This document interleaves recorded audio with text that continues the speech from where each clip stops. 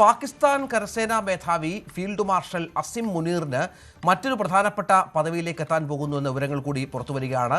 തുർക്കിയും സൗദിയും പാകിസ്ഥാനും ചേർന്ന് രൂപീകരിച്ച ഒരു സഖ്യമുണ്ട്, ഇസ്ലാമിക് നാറ്റോ എന്ന തരത്തിലാണ് ഇത് പലരും വ്യാഖ്യാനിക്കുന്നത്. ഇതിൻ്റെ കമാൻഡറായി ഇപ്പോൾ അസിം മുനീർ വരുമെന്നുള്ള വിവരങ്ങളാണ് പുറത്തു വരുന്നത്. അത് ചുമതലയേൽക്കുമെന്നാണ് ഇപ്പോൾ തുർക്കി തന്നെ വിശേഷിപ്പിക്കുന്നത്. സമിതിയിൽ ഈ മൂന്ന് രാജ്യങ്ങളുടെയും സൈനിക മേധാവികൾ ഉൾപ്പെടുമെന്നാണ് തുർക്കി പ്രതിരോധ മന്ത്രാലയം വ്യാഴാഴ്ച അറിയിച്ചത്. അത് റോയിട്ടേഴ്സ് റിപ്പോർട്ട് ചെയ്യുകയാണ്. വളരെ പ്രധാനപ്പെട്ട ഒരു കാര്യമാണ് മക്ക സംയുക്ത പ്രതിരോധ കരാർ. അതിൻ്റെ ആർട്ടിക്കിൾ 5 പ്രകാരം ഉള്ള തത്വത്തിന്, അതായത് നാറ്റോയുടെ തത്വത്തിന് സമാനമാണ് എന്നാണ് തുർക്കി വിദേശകാര്യമന്ത്രി ഹക്കൻ ഫിദാൻ നേരത്തെ സ്ഥിരീകരിച്ചിരുന്നത്. മനു, ഇതിപ്പോൾ അസിം മുനീറിനെ സംബന്ധിച്ചിടത്തോളം അദ്ദേഹം നമുക്കറിയാം പാകിസ്ഥാനിലെ ഭരണ തലപ്പത്ത്, അതായത് അവിടുത്തെ പ്രസിഡന്റിനേക്കാളും പ്രധാനമന്ത്രിയേക്കാളും ഒക്കെ അധികാരമുള്ള ഒരാൾ കൂടിയാണ്. അസിം മുനീറിൻ്റെ കയ്യിലേക്ക് എത്തുകയാണ് ഈ സഖ്യമെന്ന് പറയുമ്പോൾ അതിൻ്റെ വ്യാപ്തിയും ദൂരവ്യാപകമായ പ്രത്യാഘാതങ്ങളും വളരെ വലുതായിരിക്കും. അതെ രഞ്ജിത്ത്, ഈ ഒരു മെക്ക ഉടമ്പടി മൂന്ന് രാജ്യങ്ങൾ, സൗദിയുടെ കിരീടാവകാശി സൽമാൻ രാജകുമാരനും അതുപോലെ പാകിസ്ഥാൻ പ്രധാനമന്ത്രിയും തുർക്കി പ്രസിഡന്റും ഒക്കെ ചേർന്ന് മൂന്ന് രാജ്യങ്ങൾ ഒപ്പുവെച്ച ഈ മെക്ക ഉടമ്പടി അതീവ ഗൗരവത്തോടു കൂടിയാണ് ലോകരാജ്യങ്ങൾ ഉറ്റുനോക്കുന്നത്. ഒരു രാജ്യത്തെ ആരെങ്കിലും ആക്രമിച്ചാൽ മൂന്ന് രാജ്യങ്ങൾക്ക് നേരെയുള്ള ഒരു അക്രമമാണെന്ന് കണക്കാക്കുന്ന ഒരു ഉടമ്പടി, അതനുസരിച്ചുള്ള പ്രവർത്തനം എന്ന തരത്തിൽ ഇത് നാറ്റോ സഖ്യകക്ഷികളുടെ ഒരു രീതിയാണ്.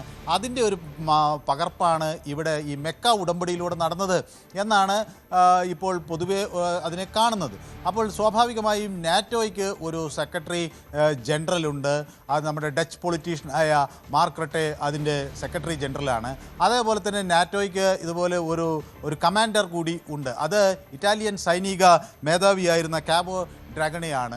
അപ്പോൾ ഇങ്ങനെ ഈ ഒരു ചീഫ് ഓഫ് സ്റ്റാഫും അവിടുത്തെ നേവൽ അഡ്മിറലും ഒക്കെ ആയിരുന്ന ഒരു കാവോയെ ആണ് ഈ നാറ്റോയുടെ സൈനിക നേതൃത്വം ഏൽപ്പിച്ചിരിക്കുന്നത്. അപ്പോൾ സ്വാഭാവികമായും ഈ ഒരു മെക്ക ഉടമ്പടിക്ക് ശേഷം ഈ ത്രിരാഷ്ട്ര കരാർ വരുമ്പോൾ ഇവിടെയും ഒരു നാറ്റോ മാതൃകയിലുള്ള ഒരു നോർത്ത് അറ്റ്ലാന്റിക് ട്രീറ്റി ഓർഗനൈസേഷൻ്റെ മാതൃകയിലുള്ള ഒരു കരാറാണിത് എന്ന് വ്യാഖ്യാനിക്കുമ്പോൾ ഇതിന് ഒരു സെക്രട്ടറി ജനറൽ ഉണ്ടാകും, വിദേശകാര്യ മന്ത്രിമാരുടെ ഒരു ഒത്തുചേരുന്നൊരു ഭരണ സംവിധാനം ഉണ്ടാകും, ഒരു കമാൻഡർ, ഈ സംയുക്ത സേനയെ നിയന്ത്രിക്കുന്നതിന് ഒരു പൊതു കമാൻഡർ ഉണ്ടാകും എന്നൊക്കെയുള്ള വിശദീകരണങ്ങൾ വരികയാണ്.